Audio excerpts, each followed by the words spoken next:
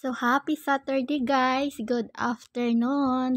Like you see na mag-workout tayo sa ating katuhuran para tumibay ang ating buto-buto sa legs. May buto-buto ba sa legs? Kini workout tayo guys, standing workout at hindi lang kini workout. Marami pa tayong gagawin sa ating workout. So, magka-count lang tayo ng 1 minute. Left and right. Halimbawa, left and then right. Magka-count lang tayo ng 1 minute, 1 minute. And then,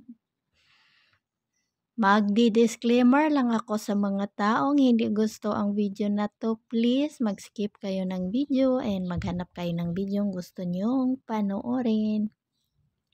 Kasi ang video na to ay para lang sa taong gustong manood at saka gusto ding mag-healthy lifestyle. So, huwag niyong isipin guys, yung ibang tao kung ano yung ginagawa-gawa nyo. So, dito, i-shake-shake natin ang ating hands, arms, and legs. I-shake-shake pati ang ating kalubutsan at saka tagiliran. I mean, gumagalaw lahat yung ating katawan sa ating workout na to. So, for the best, kasi nga, gumagalaw-galaw nga ang ating katawan, diba? So, magpapahinga din pag may time, wag naman ituloy-tuloy yon, baka hindi na kayo makahinga. Siyempre, dahan-dahanin nyo lang pag mga baguhan kayo. So, dito naman sa kabilang part na naman ang ating i-workout. So, may little scar ang aking tiil. Yan yung sinasabi ko sa inyo guys. Pag yung skin nyo sensitive sa mga sugat-sugat, yung matira talaga, itim-itim. So, walang choice. Hindi naman tayo bata na mabilis talaga matanggal yan. Dapat may nilalagay ka pang mga cream-cream, mga kabiga-bigaan, basta ang sarili ba.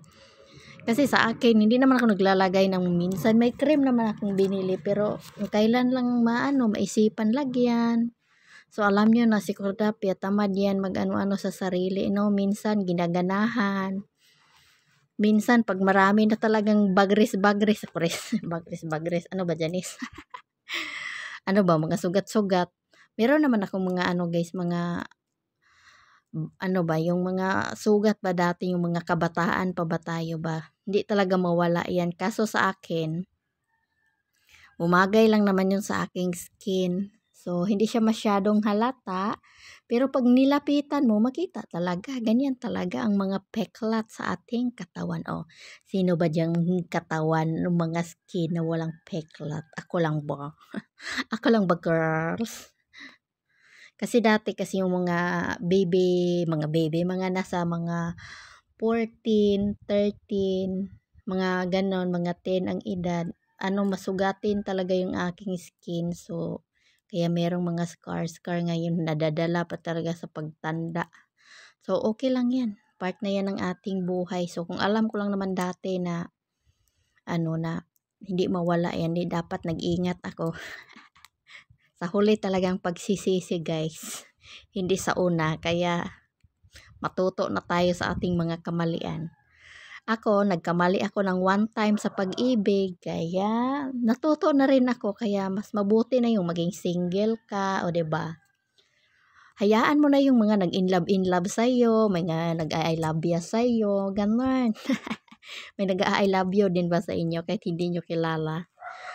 Meron kasi akong nare-receive na ganyan everyday. Kahit kakausap pa lang niya sa'yo, nag-I love you na, sana all.